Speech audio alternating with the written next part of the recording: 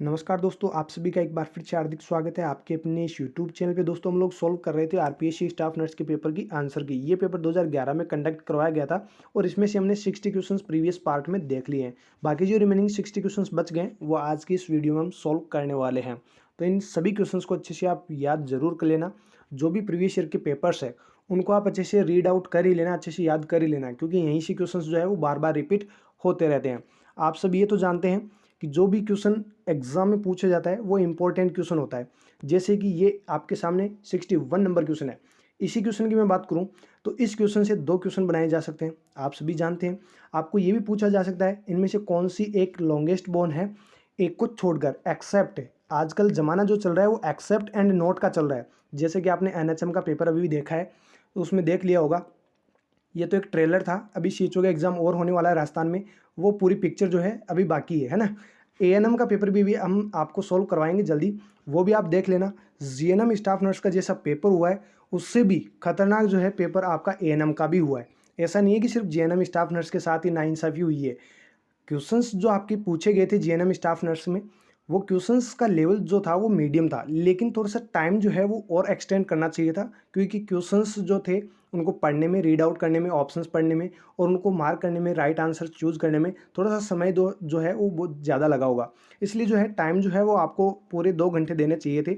90 minute आपको मिले थे। इसलिए थोड़ा सा क्वेश्चन का जो पैटर्न था वो लेंथी होने की वजह से काफ़ी ज़्यादा जो है सभी निराश जरूर हुए होंगे। बाकी पेपर का जो लेवल था वो मीडियम लेवल था, इतना ज़्यादा हार्ड भी नहीं था। क्वेश्चंस लेंथ ही जरूर थे। वो तो मैं भी आप सभी से बोल रहा हूँ कि पेपर का जो ड्यूरेशन था वो आपका बढ़ के आना चाहिए था, क्योंकि पेपर की लेंथ ज़्यादा थी। ठीक है, तो इसी प्रकार से जैसे मैं आप अभी बात कर रहा हूँ कि ये जो 61 नंबर जो क्वेश्चन है, इससे आपको पूछा जा सकता है कि which is the longest bone. Simple सा सवाल। एंड देन लास्ट में लिखा जा सकता है एक्सेप्ट ए को छोड़कर। तो एक सवाल तो आपका ये बन जाता है। दूसरा सवाल देखिए, आपको ये पूछा जा सकता है which of the following is a strongest bone in the human body. आपको सिंपल सा ये भी पूछा जा सकता है। ठीक है, तो मतलब जो भी क्वेश्चंस होते हैं प्रीवियस ईयर के उनको आप अच्छे से पढ़ो, उनसे जो भी एक्सप्लेनेशंस मिलता है उनको आप अच्छे से याद करो। ठीक है, वहीं आपकी हेल्प करेंगे हर एक एग्जाम में। ठीक है, तो चलिए जो रिमेनिंग 60 क्वेश्चंस है उनको हम सॉल्व कर लेते हैं फटाफट से। बाकी आपको एएनएम का पेपर भी दिखा देंगे जल्द ही, वो भी बता देंगे, क्योंकि वो भी अपने सिमिलर ही होता है, नर्सिंग के रिलेटेड ही होते हैं उसमें भी क्वेश्चंस। तो वो भी हम जल्दी आप लोगों को प्रोवाइड करवा देंगे। तो फिलहाल अभी हम जो रिमेनिंग 60 क्वेश्चन है वो पढ़ लेते हैं। देखिए यहाँ पे 61 नंबर जो क्वेश्चन है वो आपको पूछा जा सकता है, the longest and strongest bone of the human body is. और बहुत बार ये सवाल पूछा भी जा चुका है कि longest bone and strongest bone जो है दोनों से रिलेटेड जो क्वेश्चंस है वो बहुत बार पूछे भी जा चुके हैं। ठीक है, तो यहाँ पे कुछ ऑप्शंस दे रखे हैं, 4 ऑप्शन है। Humerus, tibia, radius and femur. आप सभी को पता है कि सभी की सभी क्या है, लॉन्गेस्ट बोन है। ठीक है, लेकिन यहाँ पे ये वर्ड और दिया गया स्ट्रॉन्गेस्ट। इनमें से कौन सी वो बोन है ह्यूमन बॉडी की जो लॉन्गेस्ट भी है एंड स्ट्रॉन्गेस्ट भी है। ह्यूमरस भी है, रेडियस भी है, ये लॉन्गेस्ट तो है लेकिन स्ट्रॉन्गेस्ट पूछा है। तो यहाँ पे आपका राइट आंसर जो है वो ऑप्शन फोर्थ फीमर जो है वो बन जाएगा। तो क्वेश्चन जो है वो किसी भी प्रकार से जो है वापस रिपीट करने के लिए कैसे भी घुमा फिरा के आपको फिर से पूछे जा सकते हैं। नेक्स्ट क्वेश्चन देखिएगा, deltoid muscle is found in. बिल्कुल सिंपल सा सवाल जो है वो आपको पूछा जा सकता है। डेल्टोइड मसल जो है वो कहाँ पर पाई जाती है। तो यहाँ पर देखिए ऑप्शन फर्स्ट है upper limb, next lower limb, next abdomen, next है अपर बैक। यहाँ पे जो आपका राइट आंसर होगा वो होगा ऑप्शन फर्स्ट, अपर लिम। वैसे जब 2011 का एग्जाम हुआ था उस समय इतना कंपटीशन था नहीं, तो स्टैंडर्ड क्वेश्चंस ज़्यादा नहीं बनते थे उस समय, बहुत कम 5 से 7 क्वेश्चंस ऐसे होते थे जो थोड़े से टिपिकल्ट होते हैं। बाकी की जो भी क्वेश्चंस थे वो सारे के सारे मतलब इजी लेवल के ही पूछे जाते थे। फिलहाल अभी जो है बहुत ज़्यादा स्टैंडर्ड बढ़ चुका है, हर एक क्वेश्चन की बाल की खाल निकाल के पूछा जा रहा है। आप सभी ने अभी देख ही लिया होगा जीएनएम स्टाफ नर्स का जो पेपर हुआ है। सीएचओ की जब आप तैयारी कर रहे हैं तो मैं आप सभी से कहना चाहूँगा कि आपने जीएनएम स्टाफ नर्स का जो पेपर देखा है सेम ऐसा ही पेपर आपका सीएचओ का भी आने वाला है। ध्यान रखिएगा, आप अपनी प्रैक्टिस जो है वो अच्छे से इम्प्रूव कीजिएगा। ज़्यादा जो है क्वेश्चंस जो भी है उनको आप, थ्योरी को तो आप पढ़ोगे ही पढ़ोगे, थ्योरी आप याद कर लोगे तो क्वेश्चंस तो चाहे कैसे भी हो है ना, वो आप निकाल ही लोगे। ठीक है, तो आप इसी प्रकार से आप अपनी तैयारी करना। नेक्स्ट क्वेश्चन देखिए, the life cycle of RBC is. RBC की लाइफ साइकिल कितनी होती है। यहाँ पे ऑप्शन है 60 day, 90 day, 80 day and 120 day. यहाँ पे आपका राइट आंसर हो जाएगा 120 डे। ठीक है, नेक्स्ट क्वेश्चन देखिए, meninges are the covering of, meninges जो है वो किसकी कवरिंग है? तो यहाँ पे ऑप्शन है brain and spinal cord, lungs, kidney and heart. बिल्कुल सिंपल सा क्वेश्चन है, तो यहाँ पे आपका आंसर हो जाएगा brain and spinal cord. Next question देखिए, central nervous system is consist of, जो सेंट्रल नर्वस सिस्टम है वो किससे बना होता है? फर्स्ट ऑप्शन है brain, then spinal cord, next है brain and spinal cord, next है स्पाइन ओनली। ठीक है, तो यहाँ पे जो आपका राइट आंसर हो जाएगा वो हो जाएगा option third, brain and spinal cord, दोनों से ही मिलकर क्या बनता है? Central nervous system. Next question देखिए, chambers of the heart, sorry human heart are, जो ह्यूमन हार्ट में चेंबर्स होते हैं वो कितने होते हैं और कैसे कैसे होते हैं, ये आप लोगों को पूछा गया है। देखिए यहाँ पे 180 and 1 ventricle, next 180 and 2 ventricle, next 280 and 1 ventricles, next 280 and 2 ventricles. तो बिल्कुल सिंपल सा सवाल है, तो यहाँ पे आपका राइट आंसर हो जाएगा ऑप्शन फोर्थ, 280 एंड 2 वेंट्रिकल। दो ही एट्रिया होते हैं और दो ही वेंट्रिकल होते हैं। ह्यूमन हार्ट का जो चेंबर होता है उसमें दोनों ही पाए जाते हैं, मतलब एट्रिया और वेंट्रिकल। कितने नंबर में? दो दो। नेक्स्ट क्वेश्चन देखिए, portal circulation is related to, बहुत ही अच्छा सवाल है, फिर से पूछा जा सकता है कि जो पोर्टल सर्कुलेशन है वो किससे रिलेटेड है। ऑप्शन देखिए, brain, heart, lungs and liver. यहाँ पे आपका सिंपल सा क्वेश्चन है, तो सिंपल सा आपका आंसर हो जाएगा लीवर। पोर्टल जो सर्कुलेशन है वो लीवर से रिलेटेड है। नेक्स्ट क्वेश्चन देखिए, food reservoir is also known as, या फिर नॉन एज। देखिए जो फूड रिजर्वायर है उसे और किस नाम से जाना जाता है? ऑप्शंस आपके सामने हैं। फर्स्ट है oesophagus, then stomach, then small intestine, then large intestine. तो यहाँ पे सिंपल सा क्वेश्चन है, तो सिंपल सा आंसर आपका होने वाला है, फूड रिजर्वायर कौन है? स्टोमक। स्टोमक जो है वो फूड रिजर्वायर कहलाता है। नेक्स्ट क्वेश्चन देखिए, right lungs is divided into, जो राइट लंग्स होता है वो कितने क्या डिवाइडेशन में होता है?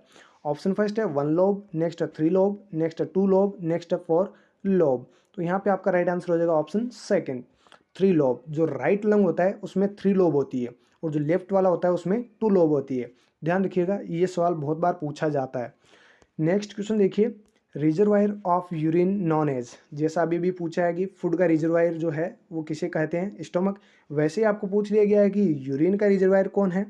देखिए यहाँ पे option, bladder, spleen, kidney, large intestine. तो आप सभी को पता है ब्लेडर जो है वो आपका ब्लेडर जो है वो आपका राइट आंसर हो जाएगा। जो रिजर्वायर ऑफ यूरिन है, सीधी सी बात है, फूड जो है वो स्टोमक में रहता है, तो वैसे ही ब्लेडर के अंदर क्या रहता है? यूरिन रहता है। तो यही आपका क्या कहलाएगा? रिजर्वायर। स्प्लीन, लार्ज इंटेस्टाइन दोनों का कोई मतलब ही नहीं है। किडनी है तो ये सिर्फ यूरिन फॉर्मेशन करती है, रिजर्वायर का काम नहीं करती। नेक्स्ट क्वेश्चन देखिएगा, joint of skull are known as, और ये क्वेश्चन जो है ये क्वेश्चन जो है एम्स में भी पूछे जाते हैं। एम्स नॉर्सेट का जब एग्ज़ाम होता था, अभी तो रिसेंटली 2-3 साल में नहीं पूछे जा रहे, लेकिन 2-3 साल से पीछे की तरफ चले तो यहाँ से बहुत मतलब जॉइंट को लेकर बहुत सारे सवाल पूछे जाते थे। देखिए यहाँ पे आपको सवाल पूछा जा रहा है कि स्कल का जो जॉइंट है वो किस नाम से जाना जाता है। सिंपल सा क्वेश्चन पूछा गया। ऑप्शन देखिए, स्यूचुरल जॉइंट, नेक्स्ट है कार्डिलेजिनस जॉइंट, नेक्स्ट है synovial joint, next all of the above. तो यहाँ पे तो आपका राइट आंसर क्या हो जाएगा? Option fourth, all of the above. बिल्कुल, फ्यूचर्स भी होते हैं स्कल में एंड कार्डिलेजिनस जॉइंट भी होता है और साइनोवियल जॉइंट के नाम से भी जाना जाता है। तो यहाँ पे आपका ऑप्शन फोर्थ जो है वो राइट आंसर हो जाएगा। नेक्स्ट क्वेश्चन देखिए, नेक्स्ट आपको क्वेश्चन पूछा गया है, ड्रमेटोन इज ए पार्ट ऑफ, ड्रमेटोन किसका पार्ट है? तो यहाँ पे आपको ऑप्शंस दिए गए हैं, bone, joint, muscle and skin. ये क्वेश्चन जो था वो गलत टाइप हो गया था आरपीएससी के द्वारा, इसलिए इसको क्या कर दिया गया था? डिलीट कर दिया गया था। नेक्स्ट क्वेश्चन देखिए, the gastric juice is produced by, gastric juice जो है वो कहाँ से प्रोड्यूस होता है? ऑप्शंस आपके सामने हैं, liver, pancreas, stomach and intestine. तो यहाँ पे आपका राइट आंसर हो जाएगा ऑप्शन थर्ड, स्टोमक। स्टोमक से जो है गैस्ट्रिक जूसेज प्रोडक्शन जो है वहाँ से होता है। नेक्स्ट क्वेश्चन देखिएगा, thyroxine hormone is secreted by, बिल्कुल सिंपल सा सवाल है कि थायरोक्सिन हार्मोन कहाँ से सिक्रीट होता है? ऑप्शंस देखिए, pituitary gland, adrenal gland, thyroid gland and thymus gland. अब यहाँ पे दो ऑप्शंस का तो आपको पता चल गया कि ये तो नहीं है, लेकिन ऐसे क्वेश्चन जब आते हैं तो थाइमस और थायरॉइड ग्लैंड दोनों में जो है कंफ्यूज हो जाते हैं। कौन होते हैं कंफ्यूज? जो अच्छे से रीड आउट नहीं करते हैं, जो अच्छे से अपनी पढ़ाई नहीं करते हैं। तो यहाँ पे आपका राइट आंसर जो है वो ऑप्शन थर्ड हो जाएगा, थायरॉइड ग्लैंड से जो है थायरोक्सिन हार्मोन सिक्रेट होता है। ठीक है, नेक्स्ट क्वेश्चन देखिए, the duration of one cardiac cycle is, आपको ये सिंपल सा सवाल पूछा गया है कि एक कार्डियक साइकिल का ड्यूरेशन कितना होता है। ऑप्शन आपको यहाँ पे दे रखे हैं, सारे के सारे ऑप्शंस क्या है, गलत है। लेकिन यहाँ पे अगर 0 पॉइंट या फिर 0.8 सेकेंड भी लिखा होता तो आपका आंसर क्या हो जाता, फोर्थ हो जाता। लेकिन यहाँ पे सेकंड में वैल्यू दे रखी है और सेकंड में वैल्यू है, तो ये सारी की सारी वैल्यू क्या है, गलत है। 0.8 सेकेंड अगर लिखा होता या फिर 0.8 भी लगा होता तो फिर आपका आंसर क्या हो जाता, फोर्थ हो जाता। लेकिन यहाँ पे सारे के सारे ऑप्शंस गलत है, इसलिए इसको डिलीट कर दिया गया था आरपीसी के द्वारा। नेक्स्ट क्वेश्चन देखिए, the nerve which is responsible for the vision, कौन सी वो नर्व है जो विजन के लिए रेस्पॉन्सिबल होती है, मतलब आप जब आंखों से देखते हैं तो इसके लिए कौन सी नर्व रेस्पॉन्सिबल होती है। तो यहाँ पर देखिए ऑप्शन है olfactory, facial, optic and acoustic. बिल्कुल सिंपल सा सवाल है, तो यहाँ पे आपका आंसर हो जाएगा सिंपल सा answer option third optic. Optic nerve का काम होता है दिखाने का। नेक्स्ट क्वेश्चन देखिए, the part of the year which is responsible for maintaining balance of the body. पहले जब एग्जाम्स हुआ करते थे तो बिल्कुल सिंपल सिंपल क्वेश्चंस पूछे जाते थे। देखिए कितने सिंपल सिंपल क्वेश्चंस आए हैं अभी तक। देखिए यहाँ पे सवाल ये पूछा जा रहा है कि ईयर का कौन सा वो पार्ट है जो बॉडी के बैलेंस को मेंटेन करने में अपनी हेल्प करता है, या फिर बॉडी की जो बैलेंस है उसके लिए रेस्पॉन्सिबल होता है, कौन सा वो पार्ट है। ऑप्शन देखिए, फर्स्ट है सेमी न्यूलार कैनाल, नेक्स्ट है टिम्पेनिक मेम्ब्रेन, नेक्स्ट है कॉक्लिया, नेक्स्ट है ऑसिकल्स। तो यहाँ पे जो आपका राइट आंसर होगा वो होगा ऑप्शन फर्स्ट सेमिनुलार कैनाल। ये जो कैनाल होती है ये ईयर का ही पार्ट है जो कि क्या करती है, बॉडी के बैलेंस को मेंटेन करती है। नेक्स्ट क्वेश्चन देखिए, नॉर्मल टाइडल वॉल्यूम इज, बिल्कुल सिंपल सा क्वेश्चन, ठीक है। नॉर्मल टाइडल वॉल्यूम आपको बतानी है। ऑप्शन फर्स्ट है 100 ml, नेक्स्ट है 600 ml, नेक्स्ट है 400 ml, नेक्स्ट है 500 ml। नॉर्मल टाइडल वॉल्यूम, बिल्कुल सिंपल सा क्वेश्चन है, तो सिंपल सा आपका आंसर हो जाएगा 500 ml नॉर्मल टाइडल वॉल्यूम होती है। नेक्स्ट क्वेश्चन देखिए, एनाबोलिज्म मीन्स, बिल्कुल सिंपल सिंपल क्वेश्चन पूछे जाते थे पहले, लेकिन अभी कंपटीशन बहुत ज़्यादा बढ़ चुका है, इसलिए जो है अभी आपने नोट्स जो आपका एनएचएम का स्टाफ नर्स का जो पेपर हुआ था उसमें आपने देख लिया होगा कि किस टाइप से क्वेश्चंस पूछे जा रहे हैं, तो स्टैंडर्ड बहुत ज़्यादा बढ़ चुका है, ठीक है। यहाँ पे देखिए एनाबोलिज्म का मतलब क्या होता है, ये सिंपल सा आपको सवाल पूछा गया है। फर्स्ट है स्टोरेज ऑफ एनर्जी, नेक्स्ट है break down of energy, next है mixing of energy in water, next है चेंज ऑफ एनर्जी। एनाबोलिज्म का मतलब क्या होता है, एनाबोलिज्म का मतलब होता है स्टोरेज ऑफ एनर्जी, एनर्जी को स्टोर करना क्या कहलाता है आपका, एनाबोलिज्म। नेक्स्ट क्वेश्चन देखिएगा, prolactin hormone is helpful to produce, और ये तो अभी तक भी अभी भी पूछे जा रहे हैं क्वेश्चंस तो, कि प्रोलेक्टिन जो हार्मोन है वो किसके प्रोडक्शन में हेल्प करता है। Option first water, next gastric juice, next milk, next CSF cerebro spinal fluid. तो वाटर का तो कोई कनेक्शन नहीं है, गैस्ट्रिक जूस एंड CSF का भी कोई कनेक्शन नहीं है, प्रोलेक्टिन का तो एक ही काम होता है मिल्क प्रोडक्शन का। नेक्स्ट क्वेश्चन देखिए, organism which are responsible to produce disease are known as, आपको सिंपल सी एक डेफिनेशन पूछी गई है कि वो ऑर्गेनिज्म जो डिजीज प्रोड्यूस करने के लिए रेस्पॉन्सिबल होते हैं वो क्या कहलाते हैं। यहाँ पे आपका राइट आंसर हो जाएगा, ऑप्शन देखिए पहले pathogen, next glycogen, lactogen, nitrogen. ये ऑप्शन तो बिल्कुल भी नहीं है, यहाँ पे सिंपल सा ऑप्शन है पैथोजन, यहाँ पे आपका राइट आंसर हो जाएगा पैथोजन। नेक्स्ट क्वेश्चन देखिए, the test which is done to identify typhoid fever, typhoid fever को आइडेंटिफाई करने के लिए कौन सा टेस्ट करते हैं, और ये अभी रिसेंटली जो ANM का पेपर हुआ है उसमें ये सवाल पूछा गया है। अभी हम डिस्कस नहीं करवाएं ANM का पेपर, लेकिन जैसे हम ANM का पेपर डिस्कस करेंगे उसमें ये क्वेश्चन भी आपको देखने को मिलेगा। तो मतलब जो भी क्वेश्चंस होते हैं वो रिपीट तो होते ही रहते हैं। टाइफॉइड के लिए कौन सा टेस्ट करते हैं, और ये टाइफॉइड को लेकर तो सवाल एम्स नॉर्सेट में भी पूछे जा रहे हैं, ठीक है। तो यहाँ पे देखिए ऑप्शन फर्स्ट है एलाइजा, नेक्स्ट है ESR, नेक्स्ट है विडाल टेस्ट, नेक्स्ट है ग्लूकोज टॉलरेंस टेस्ट जिसको शॉर्ट फॉर्म में कहते हैं GTT, ठीक है। तो यहाँ पे जो टाइफॉइड के लिए जो टेस्ट होगा ये तो सिंपल सा क्वेश्चन है, यहाँ पे आपका राइट आंसर हो जाएगा option third Widal test. Next question देखिए, the most popular and useful method for sterilization is, आपको यहाँ पे सवाल पूछा जा रहा है कि most popular and useful method sterilization का क्या है। तो यहाँ पे जो ऑप्शंस दे रखे हैं चारों ऑप्शंस आप पढ़ लीजिए, चारों के चारों क्या है, गलत है, जिसकी वजह से आरपीएससी ने इस क्वेश्चन को क्या कर दिया था, डिलीट कर दिया था। नेक्स्ट क्वेश्चन देखिएगा, the gas which is used for the fumigation of operation theatre, यहाँ पे सवाल आपको पूछा गया है कि OT को अगर फ्यूमिगेट करना है तो कौन सी गैस यूज लेंगे। तो यहाँ पर देखिए गैस के कुछ नाम है, oxygen, nitrogen, formaldehyde and H2O2 यानी कि हाइड्रोजन पर ऑक्साइड। यहाँ पे आपका राइट आंसर हो जाएगा ऑप्शन थर्ड फॉर्मेल्डिहाइड जो गैस है वो हम यूज़ लेते हैं ओटी के फ्यूमिगेशन के लिए। नेक्स्ट क्वेश्चन देखिए, the technique is used in case of surgical asepsis is. Surgical asepsis के लिए कौन सी टेक्निक यूज ली जाती है? टेक्निक के नाम दे रखे हैं, clean technique, isolation technique, sterile technique and last है नॉन। तो यहाँ पे आपका राइट आंसर हो जाएगा option third, sterile technique. Surgical asepsis के लिए स्टेराइल टेक्निक जो है वो यूज ली जाती है।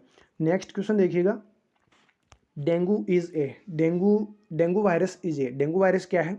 देखिए यहाँ पे अरबो वायरस, एरिलियो वायरस, एडिस वायरस, नेक्स्ट है चिकनगुनिया वायरस। तो डेंगू वायरस क्या है ये आपको सिंपल सा पूछा गया है। तो यहाँ पे आपका राइट आंसर हो जाएगा ऑप्शन फर्स्ट, अरबो वायरस। बहुत बार पढ़ चुके हैं, अरबो वायरस जो है वही डेंगू वायरस है, यानी डेंगू के लिए रिस्पॉन्सिबल होने वाला वायरस है।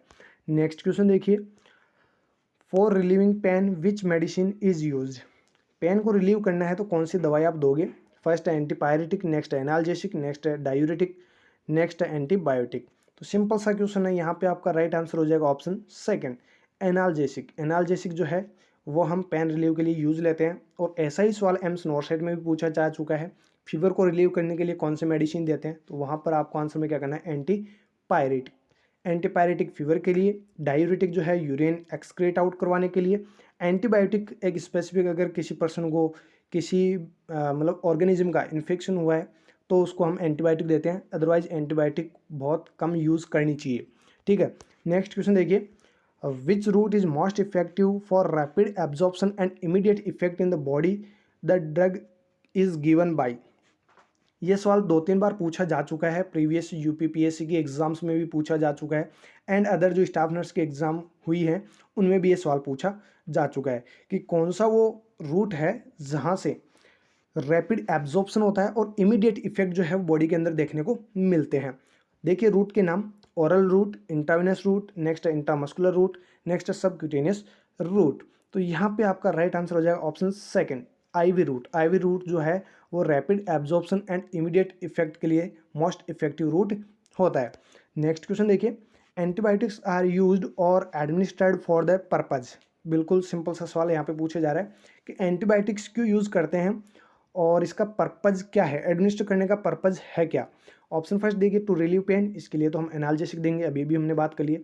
To reduce oedema, next to prevent infection, next to relieve fever, fever के लिए एंटीपायरेटिक देंगे, ये भी हमने पढ़ लिया है। और अभी मैंने आपको ये चीज़ और बताई थी कि इन्फेक्शन अगर कोई पर्टिकुलर ऑर्गेनिज्म का हुआ है तभी जो है एंटीबायोटिक्स एडमिनिस्टर करनी है। तो यहाँ पे आपका राइट आंसर क्या हो जाएगा, option third, to prevent infection. Next question देखिए, the drug which is use for the treatment of anaphylactic shock is.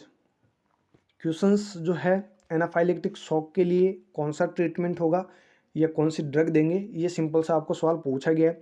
ये क्वेश्चंस 2011 में ऐसे पूछे जा रहे थे, लेकिन अभी इन्हीं का स्टैंडर्ड रूप लेकर जो है क्वेश्चंस बनाए जा रहे हैं। अभी जो क्वेश्चंस बन रहे हैं एनाफाइलेक्टिक शॉक के लिए, एड्रेनलिन कितना देंगे, कब देंगे, मतलब ऐसे ऐसे सवाल पूछे जा रहे हैं, किस रूट से देंगे, बहुत सारे सवाल बनते हैं। तो मतलब जितना कंपटीशन बढ़ रहा है वैसे वैसे जो है लेवल भी इनका बढ़ रहा है। तो कौन सी ड्रग जो है एनाफाइलेक्टिक शॉक के लिए यूज़ लेते हैं? फर्स्ट है एंटीबायोटिक, नहीं। एंटीमेटिक, नहीं, वॉमिटिंग के लिए लेते हैं। एंटीवायरल, नहीं, वायरल इन्फेक्शन के लिए लेते हैं। यहाँ पे आपका राइट आंसर हो जाएगा एंटी हिस्टामिनिक। एंटी हिस्टामिनिक जो है एनाफाइलेक्टिक शॉक के लिए यूज़ ली जाने वाली ड्रग है। नेक्स्ट क्वेश्चन देखिएगा, nosocomial infection means which occurs from. Nosocomial infection का मतलब है कि ये कहाँ से स्प्रेड आउट हो, तभी हम इसको नोजोकोमियल इन्फेक्शन बोलेंगे। देखिए first hospital, next community, next both, next non. यहाँ पे सिंपल सा क्वेश्चन पूछा गया तो यहाँ पे सिंपल सा जवाब हो जाएगा आपका हॉस्पिटल। नोजोकोमियल इन्फेक्शन को हॉस्पिटल एक्वायर्ड इन्फेक्शन भी कहते हैं। हॉस्पिटल एक्वायर्ड इन्फेक्शन यानी कि HAI, ये सवाल भी बहुत बार पूछे जा चुके हैं। नेक्स्ट क्वेश्चन है, the first step of nursing process is. Nursing process का सवाल पूछा गया था, NHM जो आपका GNM स्टाफ नर्स का भी रिसेंटली एग्जाम हुआ है उसमें ये सवाल पूछा गया था। और यहाँ पर पूछा जा रहा है कि नर्सिंग प्रोसेस की फर्स्ट स्टेप क्या है, लेकिन वहाँ पे इसी का, ये आप सभी जानते हैं कि नर्सिंग प्रोसेस की फर्स्ट स्टेप क्या है, और नर्सिंग प्रोसेस आपने पूरी पढ़ रखी है, NCP बहुत सारे, मतलब आपने जो नर्सिंग केयर प्लान है NCP वो आपने बहुत सारी बनाई होगी। तो यहाँ पे आपको सिंपल सा ये पूछा गया कि नर्सिंग प्रोसेस की फर्स्ट स्टेप क्या है। फर्स्ट है प्लानिंग, नेक्स्ट है असेसमेंट, नेक्स्ट है इंप्लीमेंटेशन, नेक्स्ट है इवेल्युएशन। तो यहाँ पे आपका राइट आंसर हो जाएगा ऑप्शन सेकंड, असेसमेंट। तो जो अभी जेएनएम स्टाफ नर्स का एग्जाम हुआ है उसमें आपको पूरी प्रोसेस जो है स्टेप वाइज पूछी गई है कि पहले क्या होगा, देन उसके बाद क्या होगा, उसके बाद क्या होगा। तो सबसे पहले जो है असेसमेंट होगा, देन नर्सिंग डायग्नोसिस होगा, देन आप प्लानिंग करेंगे, देन आप इंप्लीमेंट करेंगे, इंप्लीमेंट करने के बाद क्या करेंगे, आप इवेलुएट करेंगे। तो इशू को आपको वहाँ पे 1 2 3 4 इस प्रकार से मतलब इनको मैच करके सही से आपको बताना था। क्वेश्चंस वही हैं, मैंने शुरू में यही बात कही है कि क्वेश्चंस वही हैं जो आपकी प्रीवियस ईयर के एग्जाम्स में पूछे जा चुके हैं, लेकिन उन्हीं का स्टैंडर्ड जो पैटर्न है वो निकाल के ला रहे हैं। ठीक है, क्योंकि ऐसे क्वेश्चन, इतना इजी क्वेश्चन तो अभी आपको देंगे तो सीधी सी बात है, अगर ऐसा क्वेश्चन, ये जो पेपर है यही अगर आपको 1 लाख कैंडिडेट को दिया जाए तो 100% है कि आप ही में से, जैसे मान लो कि 2,000 की वैकेंसी निकली है तो 20,000 जो है इक्वल मार्क्स ला सकते हैं। ठीक है, तो वो तो पेपर जो है इस प्रकार से नहीं बना सकते, तो उनको कुछ तो अलग थलग करना पड़ेगा। ठीक है, इसीलिए जो है स्टैंडर्ड रूप में जो भी स्टैंडर्ड पैटर्न है वो अपना के जो भी है क्वेश्चंस तो वही है लेकिन उनको रिपीट कर रहे हैं। नेक्स्ट क्वेश्चन देखिए, the position which is helpful in maintaining patient clear airway of patient. ये क्वेश्चन बहुत बार चला था और अभी भी बहुत ज़्यादा चल रहा है, लेकिन ये आपको देखिए यहाँ पे क्वेश्चन क्या पूछा गया कि कौन सी पोजीशन आप दोगे जिससे कि जो पेशेंट का एयरवे है वो क्लियर रहे, इसके लिए कौन सी पोजीशन देंगे। अभी बहुत सारे जो है इसी को क्वेश्चन को तोड़ मरोड़ के, और ये क्वेश्चन का मतलब तो वही होता है, भाव वही होता है कि पेशेंट का एयरवे जो है वो इम्प्रूव करना है तो उसके लिए कौन सी पोजीशन दे रहे हो, बाकी जो है उसी को तोड़ मरोड़ के कैसे कैसे जो है क्वेश्चंस बनाए जा रहे हैं। ऑप्शंस देखिए, फर्स्ट है सिम्स पोजीशन, नेक्स्ट है नी चेस्ट पोजीशन, नेक्स्ट है डोर्सल पोजीशन, नेक्स्ट है फॉलर पोजीशन। तो बिल्कुल सिंपल सा सवाल है, तो यहाँ पे आपका राइट आंसर हो जाएगा फॉलर पोजीशन। बाकी जो पोजीशन है उसका कोई लेना देना नहीं है एयरवे मेंटेन करने के लिए। नेक्स्ट क्वेश्चन देखिएगा, the condition occurs due to lack of oxygen in the body known as. Body के अंदर अगर ऑक्सीजन की कमी हो जाए तो कौन सी कंडीशन डेवलप होगी, बिल्कुल सिंपल सा सवाल है, जॉइंडिस, साइनोसिस, डिहाइड्रेशन एंड पैलनेस। अब बताइए यहाँ पे क्या होगा, तो यहाँ पर आपको जो राइट आंसर करना है वो करना है आपको ऑप्शन सेकंड, साइनोसिस। यहाँ पे आप हाइपोक्सीमिया मत देखने लग जाना कि ऑप्शन में तो सर हाइपोक्सिया या फिर हाइपोक्सीमिया ऐसा कुछ दिया ही नहीं है। तो हाइपोक्सीमिया का तो मतलब है ब्लड में ऑक्सीजन की कमी होना, और टिश्यूज़ में अगर ऑक्सीजन की कमी हो रही है तो वो हाइपोक्सिया कंडीशन कहलाती है। लेकिन यहाँ पे तो ये सिंपल सा सवाल पूछा जा रहा है कि बॉडी में अगर ऑक्सीजन की कमी हो जाए तो इससे मतलब यहाँ पे बात वही है, क्वेश्चन वही है, लेकिन पूछने का तरीका जो है वो अलग अलग हो जाता है। तो यहाँ पे सिम्टम दे दिया गया, साइनोसिस कब होगा, जब बॉडी में ऑक्सीजन की कमी होगी। तो यहाँ पे सिंपल सा आपको राइट आंसर क्या करना है, साइनोसिस। तो क्वेश्चंस वही होते हैं लेकिन उनकी जो लैंग्वेज है वो चेंज हो जाती है। नेक्स्ट क्वेश्चन देखिए, the term anorexia is known as. Anorexia से आप क्या समझते हैं, एनोरेक्सिया को क्या कहते हैं। First loss of hair, next loss of sleep, next loss of appetite, next है लॉस ऑफ स्पीच। तो यहाँ पे 3 से तो कोई लेना देना ही नहीं है, जो बच गया वही आपका आंसर है, loss of appetite. Next question देखिएगा, tachypnea is known as. Tachypnea को और किस नाम से जाना जाता है, फिर टैकिपनिया की जो टर्म है वो किसको डिस्क्राइब करती है। फर्स्ट है डिक्रीज रेस्पिरेटरी रेट, नेक्स्ट है इंक्रीज रेस्पिरेटरी रेट, नेक्स्ट है इंक्रीज ब्लड प्रेशर, नेक्स्ट है इंक्रीज हार्ट रेट। तो टैकिपनिया का तो जो सिंपल सा मतलब वो क्या है, रेस्पिरेटरी रेट का बढ़ जाना, वही क्या कहलाता है आपका टैकिपनिया। और ये सवाल भी अभी भी पूछे जा रहे हैं, पहले भी पूछे जाते थे। ठीक है, नेक्स्ट क्वेश्चन देखिए, असेप्सिस इज नॉन एज। असेप्सिस को और किस नाम से जाना जाता है, तो फर्स्ट है freedom from infection, next relief of from fever, next relief from pain, next relief from allergy. तो इन 3 ऑप्शंस जो आपको दिए गए इनका तो कोई लेना देना नहीं है, फीवर, एलर्जी, पेन, इसका तो कोई लेना देना नहीं है। एसेप्सिस का मतलब है फ्रीडम फ्रॉम इन्फेक्शन, इन्फेक्शन से फ्री होना आपका क्या कहलाता है, एसेप्सिस। नेक्स्ट क्वेश्चन देखिए, the factor which is not included in essential communication. इतने सारे क्वेश्चंस पढ़ लिए हैं, 98 नंबर क्वेश्चन में आ गए हैं। यहाँ पर आते हुए आपको एक नोट का क्वेश्चन या फिर 1 2 क्वेश्चन शायद पहले मिल गए होंगे, लेकिन यहाँ पे मतलब 2 से 3 क्वेश्चन ऐसे आए होंगे जिसमें नोट करके भी आपको पूछा है। लेकिन अभी जो जीएनएम स्टाफ नर्स का एग्जाम हुआ है उसमें तो लाइन लगी हुई थी एक्सेप्ट एंड नॉट की, है ना, कुछ cross match first to match second list आपको, एंड कुछ अरेंज वाले क्वेश्चंस ऐसे करके मतलब लेंथी पेपर बना दिया था। तो यहाँ पर देखिए आपको ये पूछा गया है कि कौन सा एक इसेंशियल कम्युनिकेशन के अंदर इंक्लूड नहीं है फैक्टर। तो यहाँ पर देखिए receiver, next response, next sender, next है नॉइस। तो यहाँ पे सिंपल सा आपका राइट आंसर क्या हो जाएगा, नॉइस। नॉइस जो है ये एक इसेंशियल कम्युनिकेशन के अंदर इंक्लूड नहीं है, बाकी जो है ये सारी सभी के सभी फैक्टर्स है इसेंशियल कम्युनिकेशन के। नेक्स्ट क्वेश्चन देखिए, when body temperature is rise up to 105 degree Fahrenheit to 106 degree Fahrenheit the condition is known as. अगर बॉडी का टेम्परेचर 105 से 106 डिग्री फ़ारेनहाइट से ज़्यादा बढ़ जाए तो ये कंडीशन क्या कहलाएगी। हाइपोथर्मिया का कंडीशन का भी आपको एक क्वेश्चन पूछा गया था, जो प्रीवियस पार्ट है उसमें देख लेना। और यहाँ पर हाइपरपायरेक्सिया का भी आपको यहाँ पे क्वेश्चन पूछा गया है। अब देखिए यहाँ पे ऑप्शंस आपको दिए गए हैं, हाइपोपायरेक्सिया, नेक्स्ट है हाइपरपायरेक्सिया, नेक्स्ट है नोमर्थीमिया, सॉरी नॉर्मथर्मिया, नेक्स्ट है ऑल ऑफ दी अबव। तो यहाँ पे आपका जो राइट आंसर हो जाएगा वो क्या हो जाएगा, हाइपरपायरेक्सिया। एक तरफ आपको हाइपोथर्मिया का सवाल पूछा गया, एक तरफ आपको हाइपरपायरेक्सिया का सवाल पूछा गया, एक ही पेपर में दोनों सवाल। नेक्स्ट क्वेश्चन देखिए, admission bed is made as. Admission जो बेड होता है वो कैसे या फिर किसे जो है एडमिशन बेड कहते हैं। फर्स्ट है क्लोज बेड, नेक्स्ट है ओपन बेड, नेक्स्ट है occupied bed, next cardiac bed. तो यहाँ पे जो आपका राइट आंसर होगा वो होगा आपका option second, open bed. Open bed को एडमिशन बेड कहते हैं। नेक्स्ट क्वेश्चन देखिए, the occurrence of chronic illness is greatest इन। जो क्रॉनिक इलनेस है उसके बढ़ने की अक्रेंस जो है वो सबसे ज़्यादा किस में होती है। तो देखिए यहाँ पे एडोलसेंट्स में, यंग चिल्ड्रंस में, यंग एडल्ट्स में एंड ओल्डर एडल्ट्स में।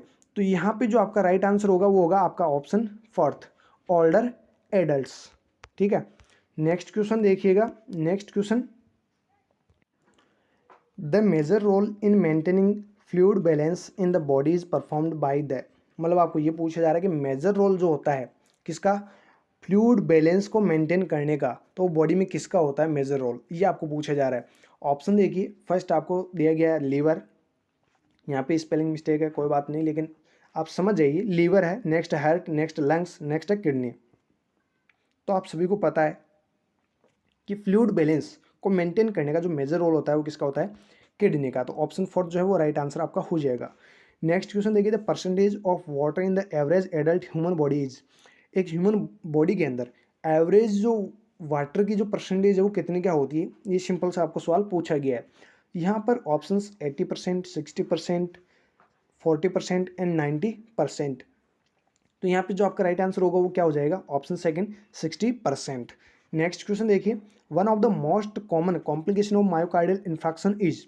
मायोकार्डियल इन्फेक्शन जिसको एमआई शॉर्ट फॉर्म में कहते हैं, एमआई का मोस्ट कॉमन कॉम्प्लिकेशन आपको पूछा गया है। तो कौन सा एमआई का मोस्ट कॉमन कॉम्प्लिकेशन है।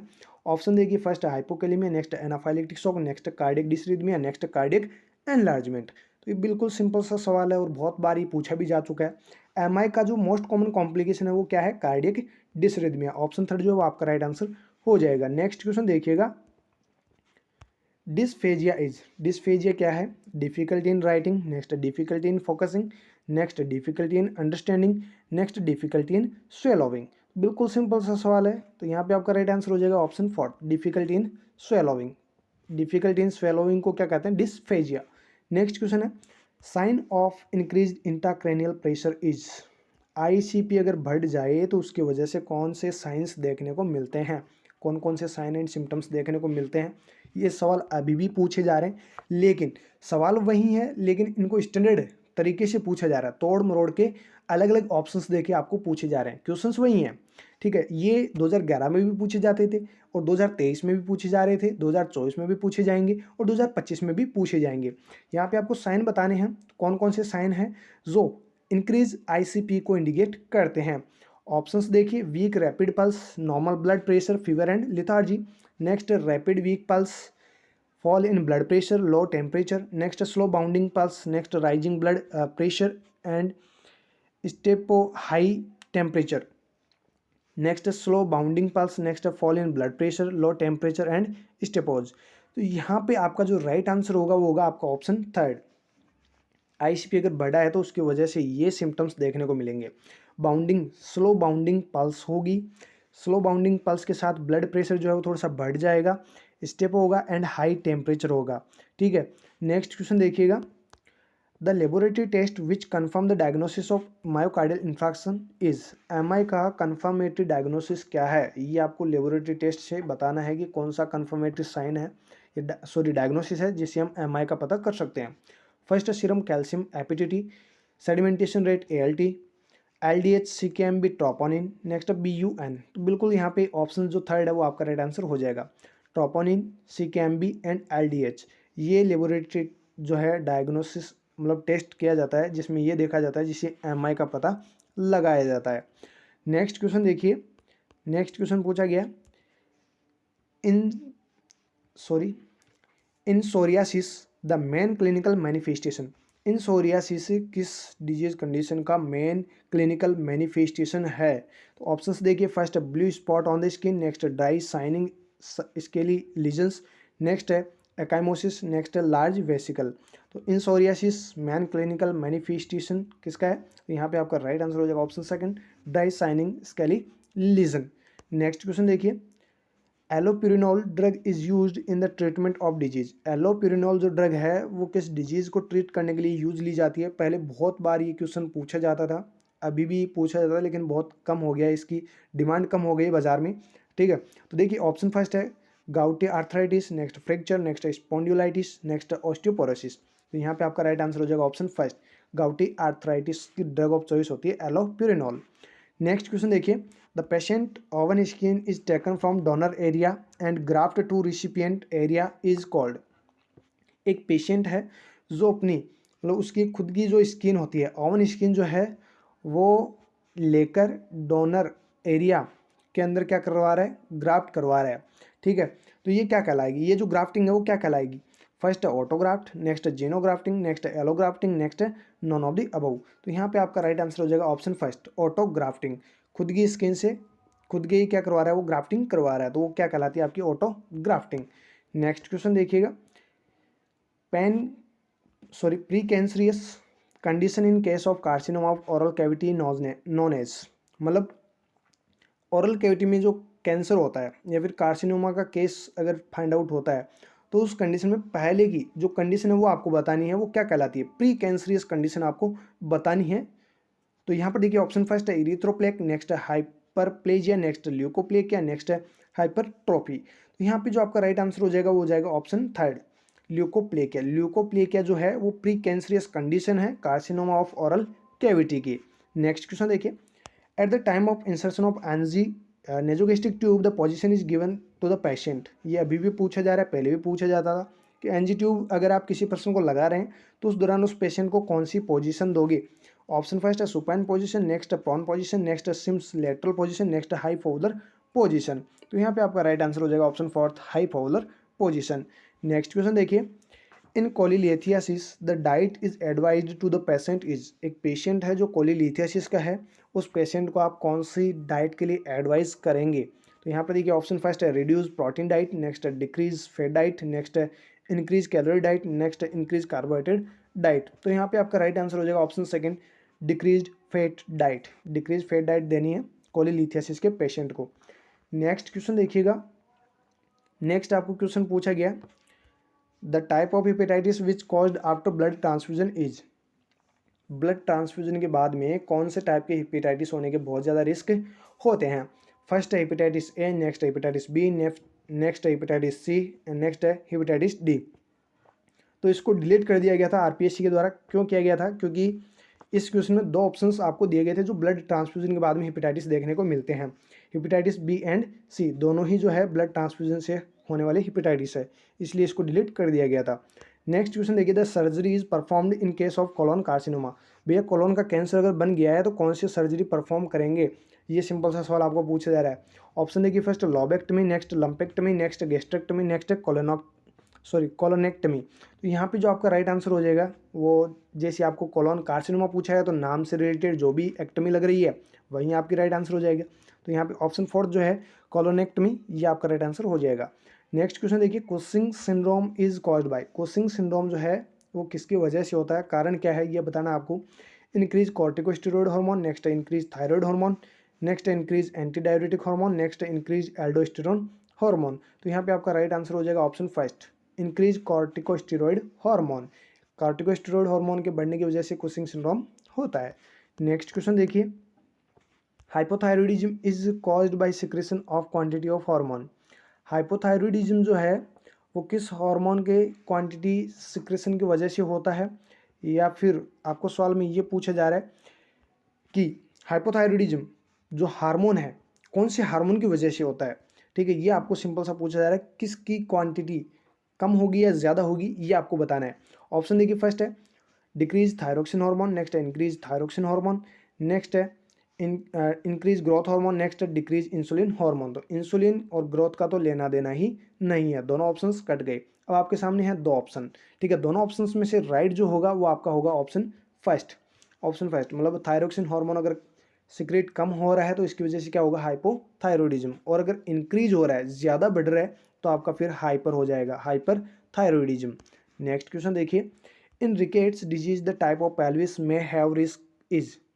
अगर किसी को रिकेट्स बीमारी है, किसी को अगर रिकेट्स की बीमारी है, जैसे प्रेग्नेंट वुमेंस की बात कर लेते हैं, या फिर मदर जो भी वुमेंस है उनकी बात कर लेते हैं, फीमेल्स की, रिकेट्स डिजीज़ अगर उनको हो रखी है, तो जो रिस्क रहेंगे वो किस टाइप के पेल्विस में रिस्क होने के, जो भी मतलब ज़्यादा रिस्क जो है रिकेट्स डिजीज के, वो किस टाइप के पेल्विस में रहेंगे। ऑप्शन फर्स्ट है गायनिकोइड, नेक्स्ट है एंथ्रोपॉइड, नेक्स्ट है प्लेटिप्लोइड, नेक्स्ट है कॉन्ट्रैक्टेड। तो यहाँ पे आपका राइट आंसर हो जाएगा option fourth, contracted. Contracted pelvis जो है इसके ज़्यादा रिस्क रहेंगे, ये जो है इसके कोई ज़्यादा रिस्क नहीं रहेंगे। गायनिकोइड, प्लेटिप्लोइड एंड जो भी एंथ्रोपॉइड है, इनके कोई ज़्यादा रिकेट्स डिजीज़ के इस टाइप के जो रिस्क है वो नहीं रहेंगे इनमें। नेक्स्ट क्वेश्चन देखिए, the pelvis consist of number of bones are. ये सवाल जो है आरपीसी के द्वारा डिलीट कर दिया गया था, क्योंकि यहाँ पे एग्जैक्ट जो वैल्यू है वो सही नहीं दिखा रखी थी, तो ये क्वेश्चन ही जो है गलत मान लिया गया था, तो इसलिए डिलीट कर दिया था। तो ये लास्ट क्वेश्चन आज की इस वीडियो का और हमारे इस पेपर का। The main cause of menopause is. Menopause का मेन जो कॉज है, कारण है, वो क्या है। सिंपल सा सवाल है, lack of progesterone, next excess of progesterone, next excess of estrogen, next lack of estrogen. तो देखिए यहाँ पे एक तरफ तो आपको प्रोजेस्टेरोन की कमी बता रहा है, एक तरफ प्रोजेस्टेरोन का बढ़ा हुआ बता रहा है, एक तरफ एस्ट्रोजन का बढ़ा हुआ और एक तरफ एस्ट्रोजन की कमी। तो ये तो आप सभी को पता है, सिंपल सा क्वेश्चन है। मेनोपॉज का जो मेन कॉज है वो क्या है, एस्ट्रोजन की कमी होना। बॉडी में अगर एस्ट्रोजन की जब कमी हो जाती है after 45 to 50 year, then menopause जो है वो जो देखने को मिलता है। तो ये मेनोपॉज कब होता है, 45 से 50 साल के बाद में। क्या होता है, इसमें एस्ट्रोजन की कमी हो जाती है, जिसकी वजह से मेनोपॉज हो जाता है, मतलब मेंस्ट्रुअल साइकिल का सीजेशन हो जाता है। तो ये थे हमारे 120 क्वेश्चंस जो हमने डिस्कस कर लिए हैं। बाकी हम बहुत सारे स्टाफ नर्स के पेपर्स डिस्कस करेंगे।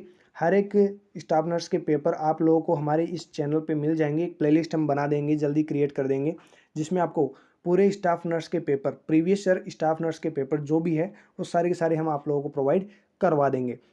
ठीक है, फिर मिलते हैं दोस्तों नई वीडियो के साथ, तब तक आप हमारे साथ बने रहिएगा।